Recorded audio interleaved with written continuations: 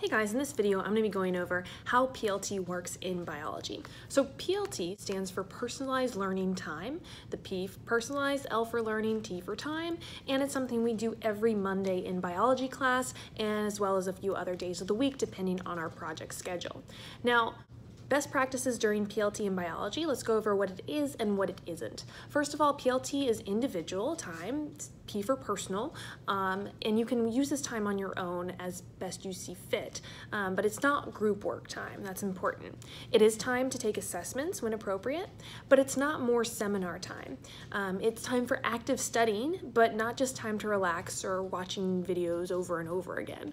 It is time to work on projects or have mini workshops with me if you're really stuck on some material, but it's not time to work for other classes or just hang out and listen to music. So we'll go over some more of our procedures. Remember, these things you're not supposed to do during PLT, and you are supposed to do these things specifically for biology work. So biology PLT should be used for biology assignments. Every PLT, I'll put these guidelines up on the board as a reminder that the P is for personalized, so it's individual. Generally, it's a quiet working environment. And again, biology activities only. You may have headphones in at the start of the year for videos, but not for music. Later on, I'll allow music as a privilege for certain students who are able to handle that. You can take notes during this time. You can use the links in the playlist, which we'll talk about. You can take diagnostics. And it is also time for assessments. And when it is that time, I'll announce it to the class. You'll have to take any headphones out, make sure you only have one tab open, and make sure your notes are closed and or put away. Now, assessments can be invalidated for any reason, so if there's anything sketchy going on or for some reason your internet goes out or something happens, I can cancel that assessment and then you can take it again at a later time. And generally I have 3 to 4 assessment windows throughout the period. This is a quote from one of my favorite Olympians. This is write down your goals so when you get them you'll know you were brave enough to want them.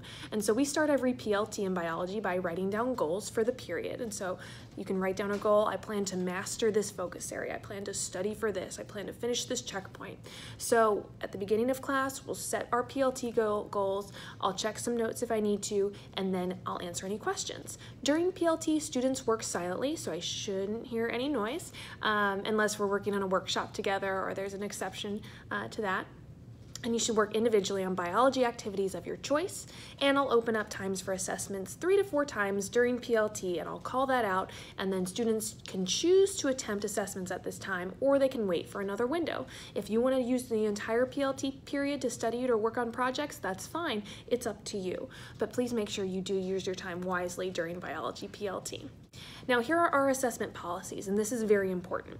You may only take an assessment in biology every once per 24 hours, and that's pretty standard across the board for all courses at our THS. For the first attempt, you have to show notes or a previous notes check, so a signature or stamp from me, and it has to be taken with me or biology teacher. Now for the second attempt, you can take it outside of biology class during seminar or with another teacher during silent study hall or at another appropriate time with another adult in the building. But you still should have those notes ready and have the stamp ready to be shown if that teacher asks for it. So again, first attempt, you have to take it with me, gotta have those notes ready to go, only once per 24 hours, but if you need to take it more than once, you can take it with another teacher at this school as long as you show the notes and the stamp. So don't get discouraged. The number of the attempts on assessments does not matter, meaning you are not going to get grade penalized or have anything show up on the PLP if it takes you 10 times or 2 times to master the assessment. I've had students that it takes 17 times to master an assessment, but they still get it by the end of the year, and it's just the same as mastering it on the first attempt. So there are strategies we'll encourage you to use if you are maybe on your 5th or 6th attempt and you're stuck. Always come talk to me. You can come to office hours. I can give you tips. And there's a lot of different active studying strategies I have to offer.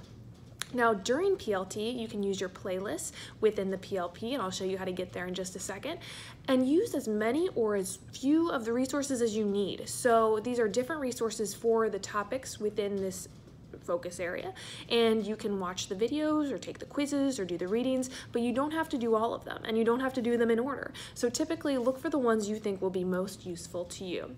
Diagnostic assessments don't count towards your grade either. They're a great way to test your skills, so feel free to do those at any time, at home or during PLT. And of course, they will turn green once you reach mastery, which is 8 out of 10.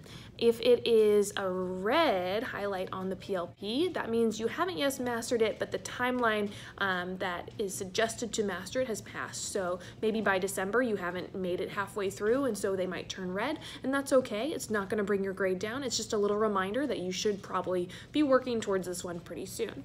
Now remember, power focus areas, all of those are required for biology. You have to complete all of them to pass the course.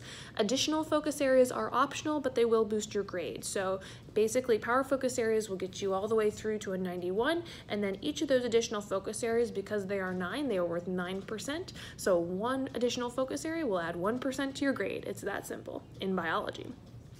Challenge focus areas are optional too, and these are for students who want to work towards honors credit. If you do 5 challenge focus areas and 1 honors project, you can earn honors credit in biology. Now those 5 can be any 5 of your choice in any order. You don't have to start at the beginning. All right, remember, you do have unlimited attempts, but you must wait 24 hours between each attempt, so you can't take it once in the morning and then once again in seminar in the afternoon. You cannot take assessments at home. They must be taken with a teacher at RTHS just to make sure everything is done according to our standards.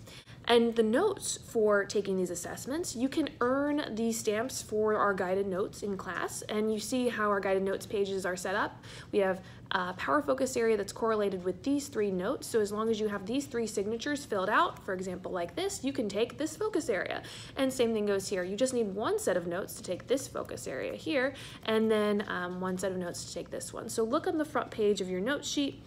If you're ahead, you can always take notes on your own. You don't have to wait for the guided notes page that I give you, but please make sure you do take notes for each of the topics within the focus area before you ask to attempt it.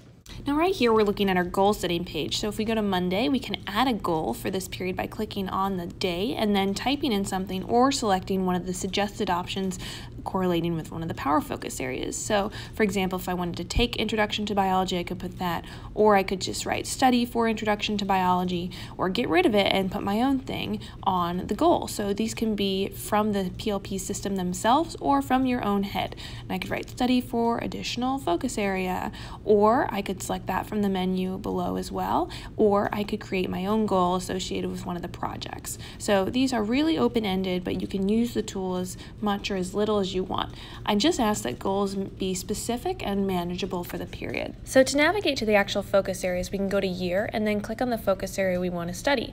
So I'm clicking on the genetics one here, and I can look at the resources provided to me. This is the diagnostic assessment, and I can review past attempts if I had anything wrong on the other diagnostic attempts.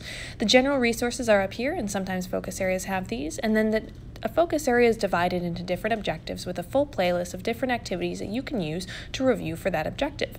So feel free to scroll through, and it will all show up with a check mark if you've used or watched that particular resource, so you can keep track of the things that have been helpful to you. You want to make sure you review all the objectives before you attempt the focus area, but when you're ready, you can scroll down to the bottom, click Request, and the teacher can approve your assessment.